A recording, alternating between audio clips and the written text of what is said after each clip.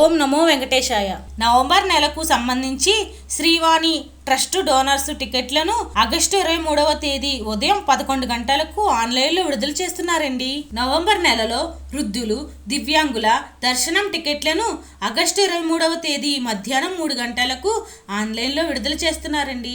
November నెలకు సంబంధించి ప్రత్యేక ప్రవేశ దర్శనం అయిన 300 రూపాయల టికెట్లను ఆగస్టు 24వ తేదీ ఉదయం 10 గంటలకు ఆన్లైన్లో విడుదల చేస్తున్నారండి. తిరుపతి, తిరుమలలో వసతి అదేనండి రూమ్స్ కి సంబంధించి నవంబర్ నెల కోటాను ఆగస్టు 24వ తేదీ మధ్యాహ్నం 3 గంటలకు ఆన్లైన్లో విడుదల చేస్తున్నారండి.